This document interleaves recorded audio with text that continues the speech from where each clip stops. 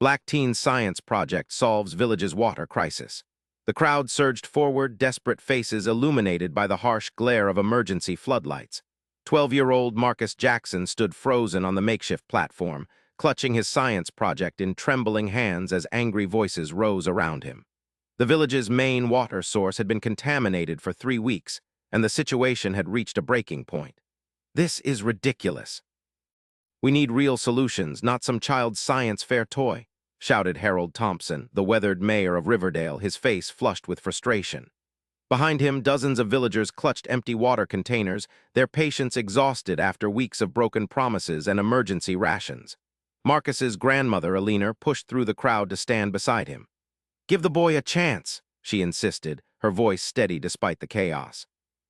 At 72, Eleanor commanded respect in the community, but even her influence was waning in the face of the crisis.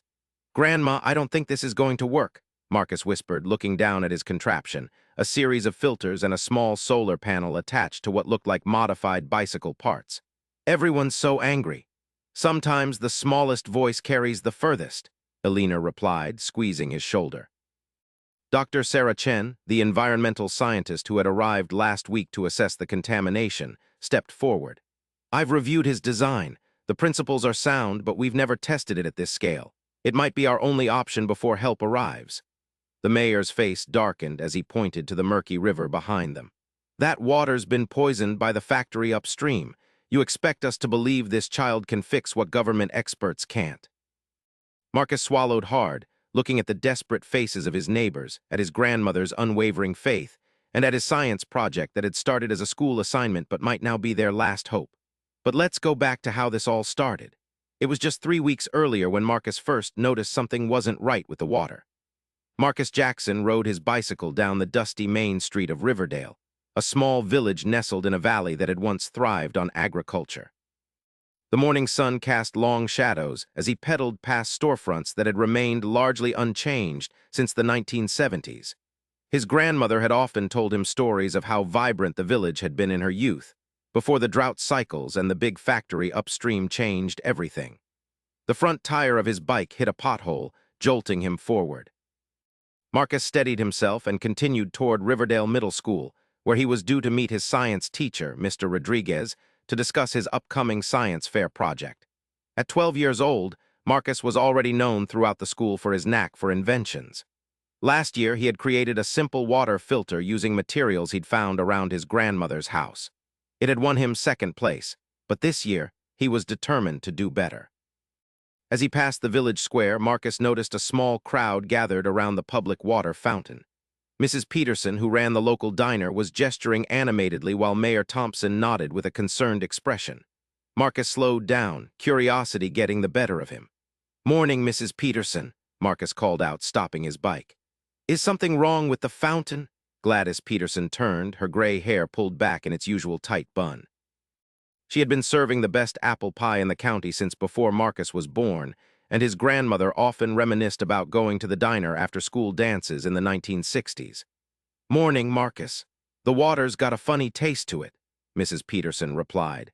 "Mayor Thompson here says it's probably just some maintenance issue with the pipes, but I've lived in Riverdale for 65 years, and I know when something's not right." Mayor Thompson straightened his posture, clearly uncomfortable with Mrs. Peterson's assessment. At 68, Harold Thompson had been mayor for over a decade, and his father had held the position before him. The Thompson family had deep roots in Riverdale, though not everyone agreed with how the current mayor handled village affairs. "Now, Gladys, let's not cause unnecessary worry," Mayor Thompson said, adjusting his glasses. "I've already put in a call to the county. They'll send someone out to check the water supply this week." Marcus dismounted from his bike and approached the fountain. He pulled his water bottle from his backpack and filled it halfway.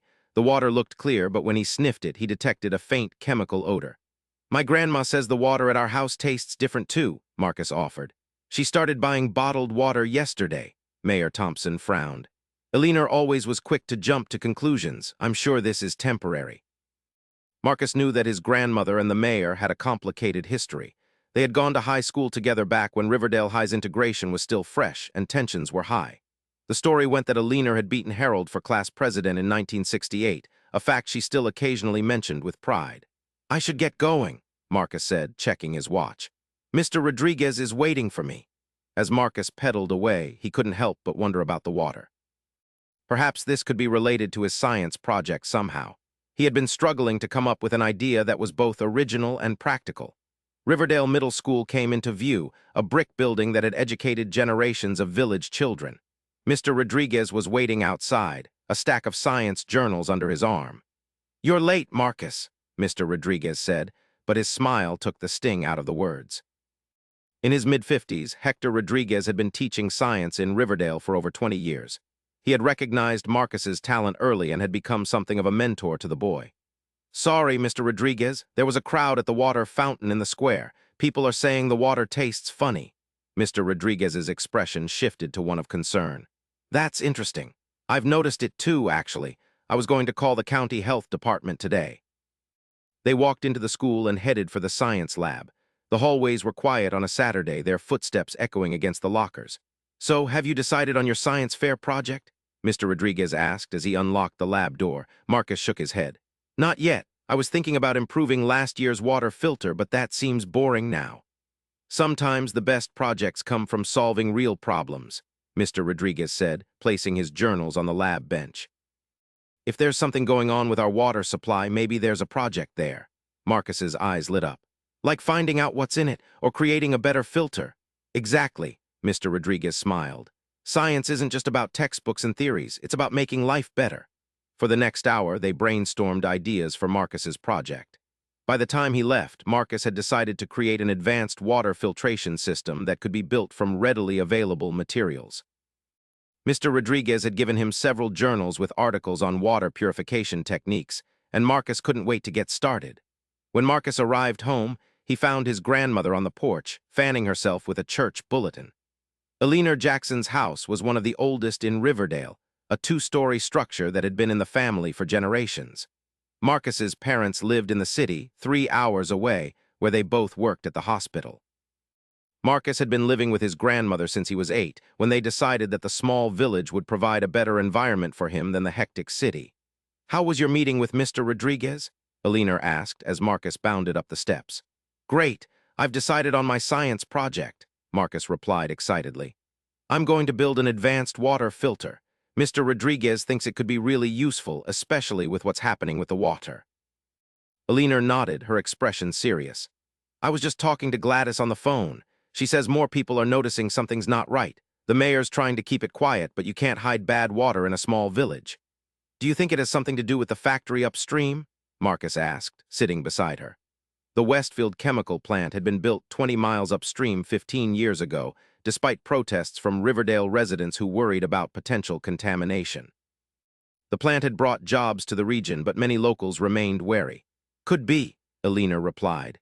"Your grandfather fought against that factory being built, said it would poison our river someday." She sighed, a hint of sadness crossing her face. Marcus's grandfather had passed away 5 years ago, but Eleanor still spoke of him often. "I'm going to start working on my filter right away," Marcus declared, standing up.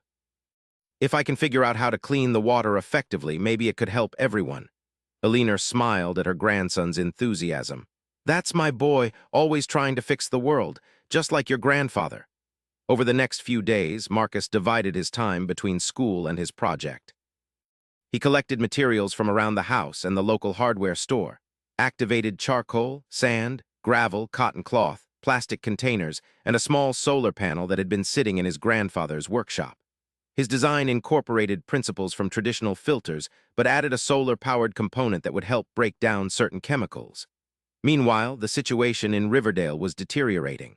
More residents were reporting strange tastes and odors in their tap water. Some had even experienced mild stomach issues after drinking it. Mayor Thompson continued to insist that the county was handling the situation, but no official announcement had been made. On Wednesday afternoon, Marcus was working on his project in the backyard when he heard a car pull up in front of the house.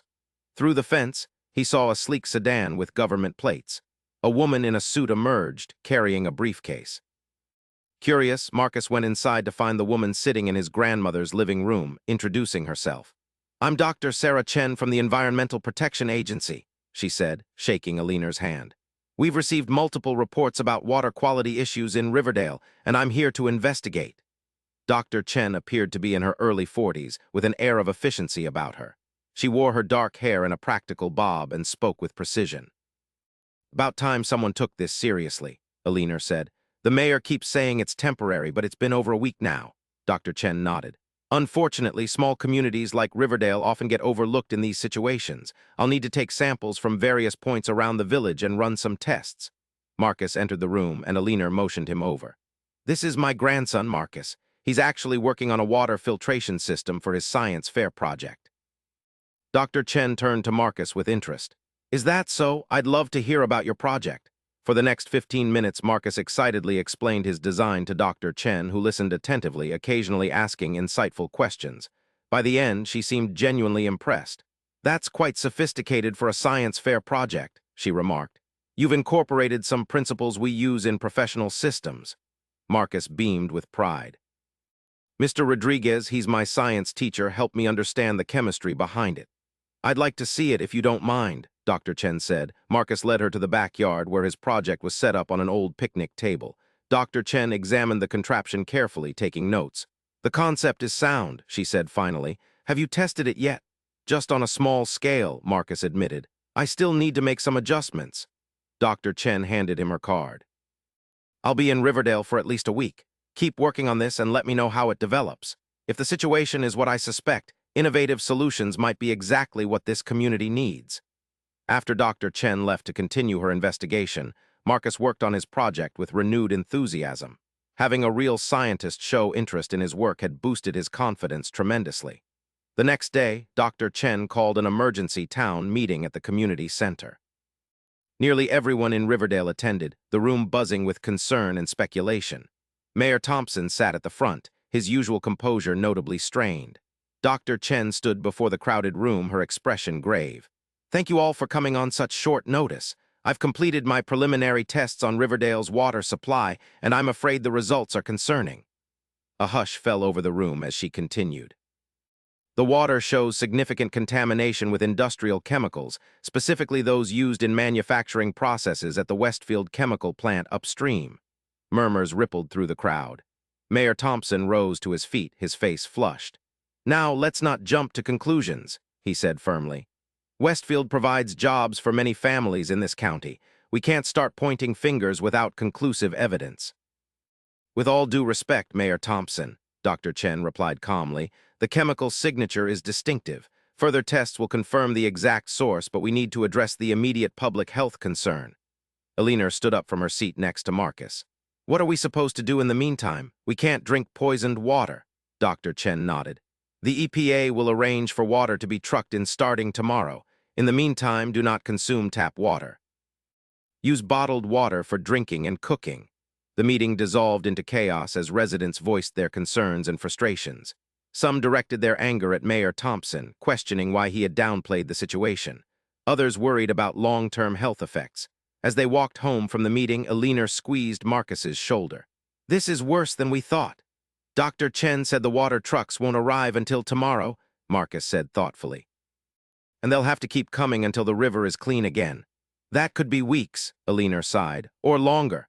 "I wonder if my filter could help," Marcus mused, "even if it's just for our house." "Worth a try," Eleanor encouraged him. "Every little bit helps in a crisis."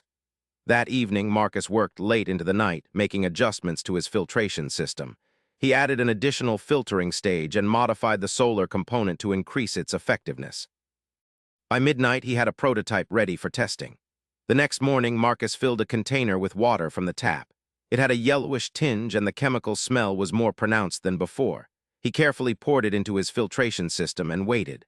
30 minutes later, he collected the processed water in a clean glass. The transformation was remarkable. The filtered water was clear, and when Marcus cautiously sniffed it, the chemical odor was gone. He was about to taste it when Eleanor walked into the kitchen. "Don't you dare drink that," she warned, taking the glass from him. "We need to have it tested properly before anyone tries it." "But it looks clean," Marcus protested. "Looking clean and being clean are two different things," Eleanor said firmly. "Call Dr. Chen and ask if she can test it." Marcus did as his grandmother suggested. Dr. Chen agreed to come by that afternoon, bringing her portable testing equipment. When she arrived, Marcus demonstrated his filtration system. Dr. Chen collected samples of both the tap water and the filtered water, then ran them through her testing device. "This is remarkable," she said after reviewing the results. "Your filter has removed over 90% of the contaminants. It's not perfect. I still wouldn't recommend drinking it without further treatment, but it's a significant improvement." "Could it be scaled up?" Marcus asked eagerly. "To help more people?" Dr. Chen considered the question. "Theoretically, yes. The principles would remain the same, but you'd need larger components and more solar panels. The challenge would be getting enough materials and setting it up properly." Mayor Thompson chose that moment to knock on Eleanor's door. He had come to deliver the news that the water trucks from the EPA had been delayed due to a logistics issue.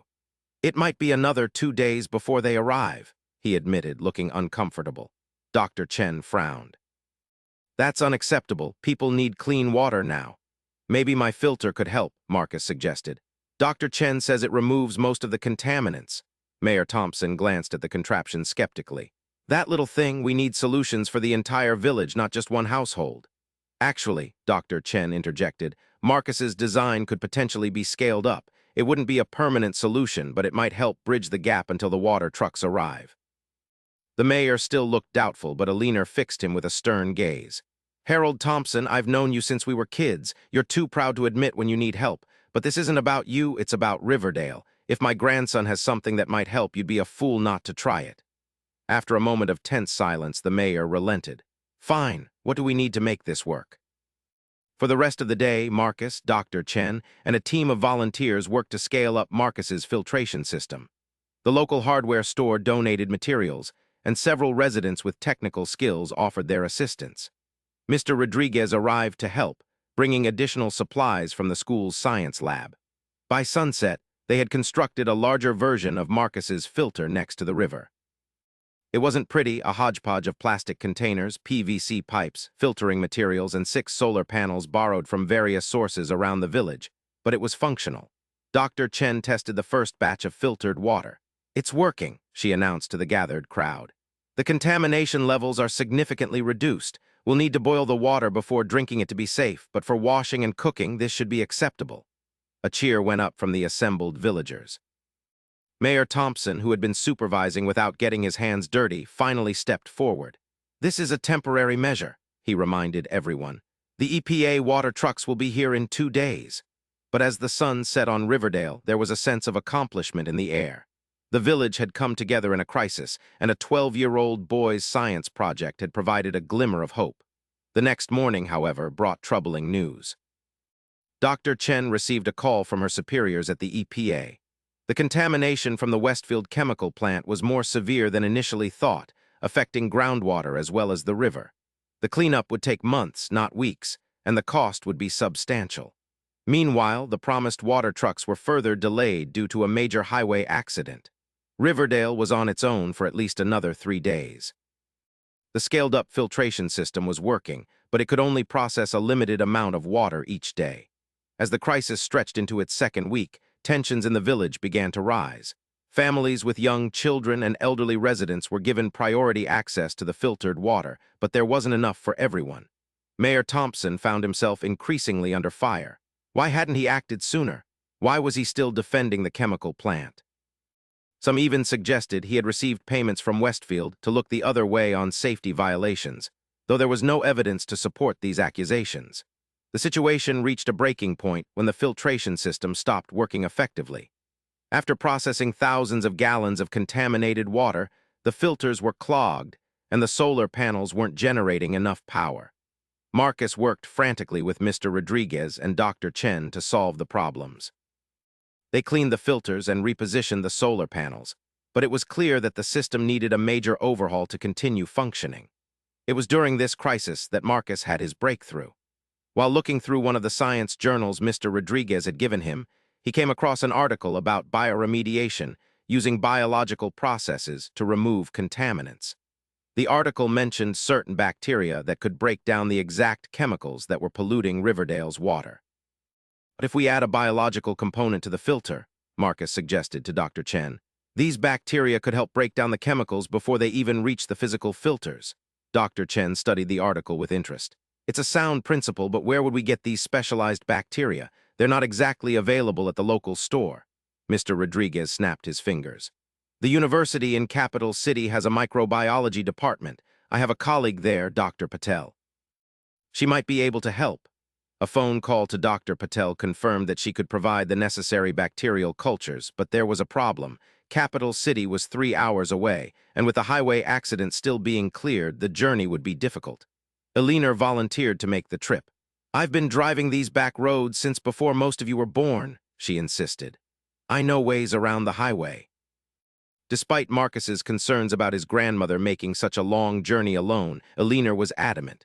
Mayor Thompson, in a surprising gesture of cooperation, offered to accompany her. "Two old-timers on a road trip," Eleanor quipped as they prepared to leave. "Just like that movie we saw at the drive-in back in '72. "That was Bonnie and Clyde," Mayor Thompson replied with a rare smile. "Let's hope our adventure ends better than theirs." While they were gone, Marcus, Dr. Chen, and the volunteers worked to modify the filtration system to incorporate the bacterial component. They created a special chamber where the bacteria would be introduced, allowing them to break down the contaminants before the water passed through the physical filters. Hours stretched into the evening with no word from Eleanor and the mayor. Marcus tried not to worry, but as night fell, his concern grew. The village's supply of filtered water was running low, and without the bacterial cultures, the enhanced system couldn't be activated. Just as Marcus was about to suggest organizing a search party, headlights appeared on the road leading into Riverdale. Eleanor's old station wagon pulled up to the community center where the team was working. Both Eleanor and Mayor Thompson looked exhausted but triumphant. "We got it," Eleanor announced, holding up a cooler containing the bacterial cultures. "Dr. Patel sends her regards and says she's very impressed with your ingenuity, Marcus." With the cultures secured, the team worked through the night to integrate them into the filtration system. By dawn, they were ready to test the enhanced design. The results exceeded everyone's expectations. The bacteria effectively broke down the chemical contaminants, allowing the physical filters to work much more efficiently. The water coming out of the system was clearer than ever, and Dr. Chen's tests showed contamination levels reduced by over 98%. "It's safe for all purposes except drinking," she announced. "For drinking, we should still boil it as a precaution." For the first time in 2 weeks, there was a sense that the crisis might be manageable. The modified system could process enough water for the entire village's basic needs, and the EPA had finally confirmed that water trucks would arrive the next day. But that evening, a summer storm hit Riverdale with unexpected ferocity. Heavy rains swelled the already contaminated river, threatening to overflow its banks. Of greater concern was the possibility that the floodwaters would overwhelm the filtration system. Marcus, Dr. Chen, and a group of volunteers rushed to protect the system, working in the pouring rain to build a makeshift barrier around it. Lightning flashed overhead as they piled sandbags and plastic sheeting to keep the rising water at bay. Despite their efforts, part of the system was damaged when a fallen tree branch crashed into one of the collection tanks. Water began to leak out, threatening to wash away the carefully balanced bacterial cultures. "We need to contain the bacteria." Dr. Chen shouted over the storm. "If they get into the river in this concentration, they could disrupt the natural ecosystem," Marcus thought quickly. "The old water tower," he said, pointing to the village's disused water tower that stood on a hill above the river. "If we can move the system there, it will be safe from the flooding." It was a desperate plan, but with few alternatives, they decided to try it. The entire village mobilized, forming a human chain to carefully disassemble the filtration system and transport it piece by piece up to the water tower. Working through the night in the driving rain, they rebuilt the system inside the base of the tower. The elevation provided natural protection from the floodwaters, and the tower's metal structure offered support for the solar panels. By morning, the storm had passed, leaving Riverdale muddy but intact. The river had receded, but the water was more contaminated than ever due to runoff from the factory upstream. The crisis had deepened just as they thought they were making progress. It was in this moment of renewed crisis that Marcus realized his enhanced filtration system could be improved even further. The water tower's height created natural pressure that could increase the flow rate through the filters.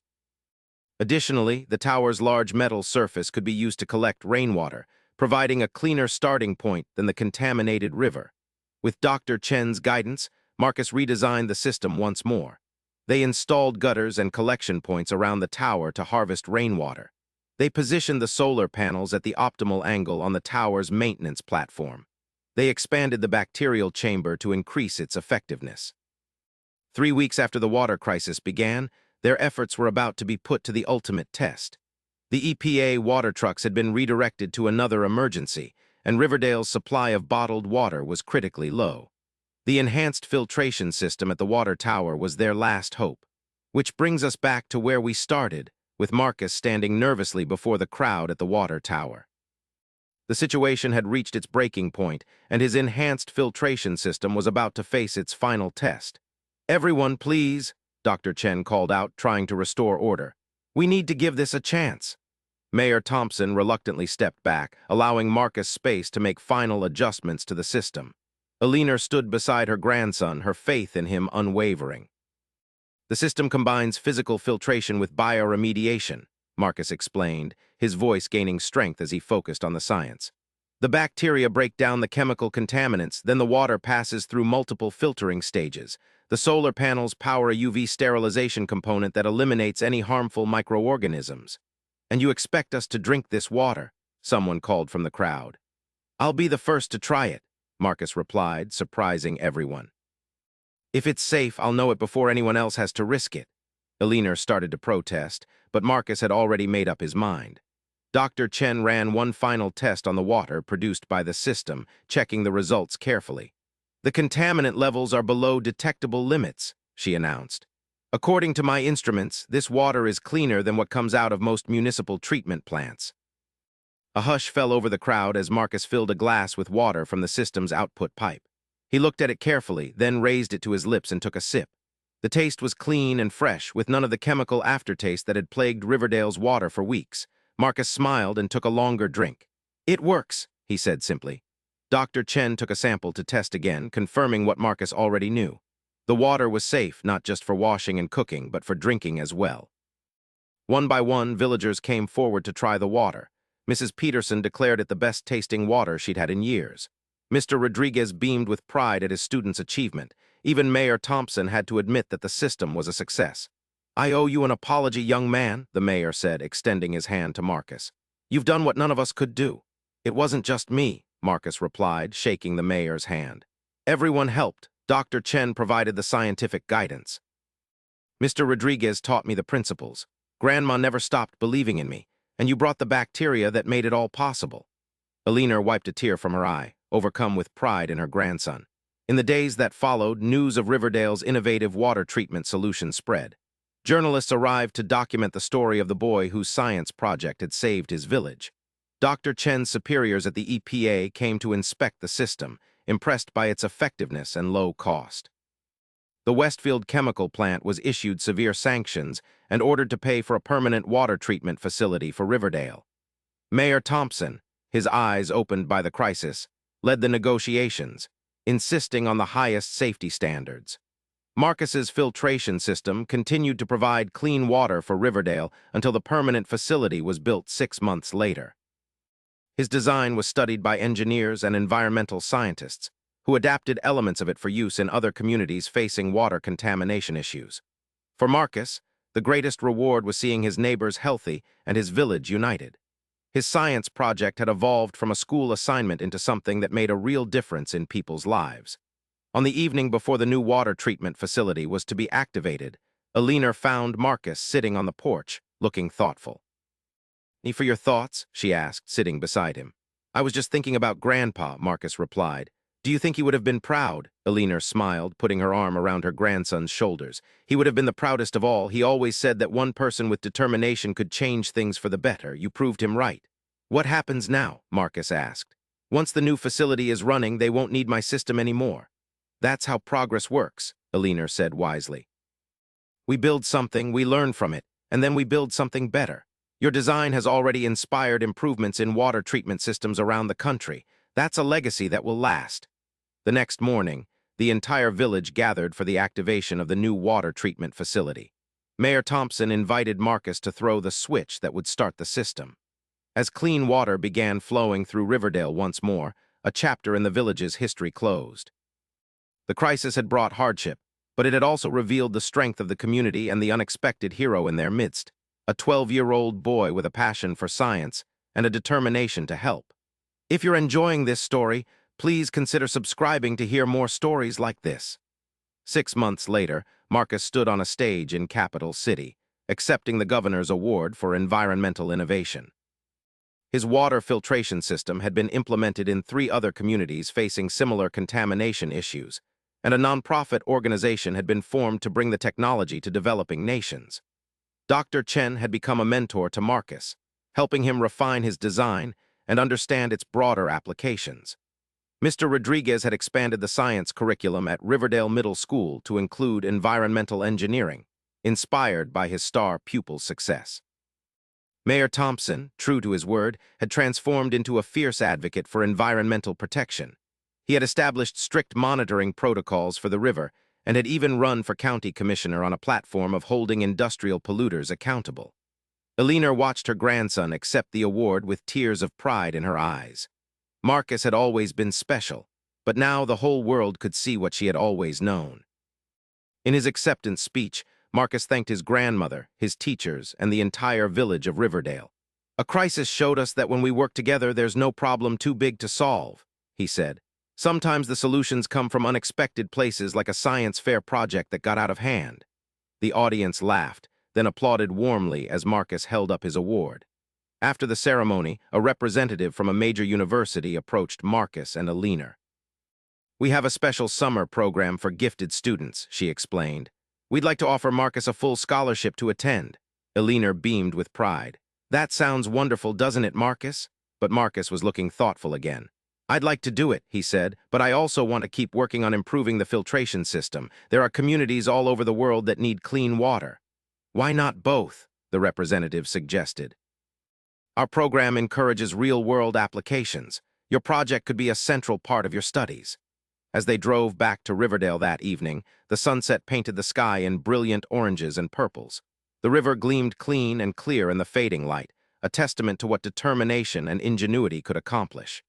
"You know," Eleanor said as they crossed the old bridge into the village, "your grandfather used to say that every problem contains its own solution. You just have to be smart enough to see it." Marcus smiled, looking out at the village that had come together in crisis and emerged stronger. "I think he was right, and I think sometimes it takes a whole community to find that solution." The old water tower stood silhouetted against the sunset, no longer housing Marcus's filtration system, but serving as a monument to innovation born of necessity.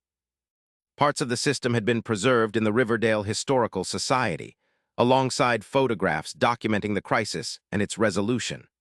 Life in Riverdale had returned to normal, but it was a new normal one where neighbors looked out for each other more consciously, where environmental concerns were taken seriously, and where a young boy's potential had been recognized and nurtured. As they pulled into the driveway of Eleanor's house, Marcus spotted Mrs. Peterson walking up the path with one of her famous apple pies. "I heard my favorite young scientist was coming home today," she called out cheerfully. "Thought we should celebrate properly." Soon, other neighbors arrived. Mr. Rodriguez with books on environmental engineering, Mayor Thompson with news about the county's new water quality initiatives, Dr. Chen with updates on how Marcus's design was being implemented in other regions. Sitting on the porch surrounded by the people who had supported him through the crisis, Marcus realized that his science project had done more than solve a water problem. It had strengthened the bonds within Riverdale, bridging generational divides and bringing together people who might otherwise have remained distant neighbors. "You've started something important," Dr. Chen told him as evening fell and the stars began to appear.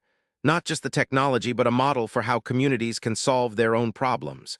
With a little help from science," Marcus added with a smile. "And a lot of determination," Eleanor said, squeezing his shoulder. As the impromptu celebration continued into the night, Marcus thought about the journey that had begun with a simple observation about funny-tasting water. He had never imagined that his science project would change so many lives, including his own. The crisis had revealed his potential, but it had also shown him the power of community, the importance of listening to different perspectives, and the impact that even a young person could have when supported by those who believed in them. In the years that followed, Marcus would go on to develop other innovations, always guided by the principles he had learned during that crucial summer in Riverdale. His story would inspire other young scientists to look for solutions to the problems in their own communities. And it all began with a science project and a village in crisis. A reminder that sometimes the greatest solutions come from the most unexpected sources, and that even the smallest voice can make the biggest difference when it speaks up for what's right. Thank you for listening. If this story touched you, please subscribe and share your thoughts in the comments.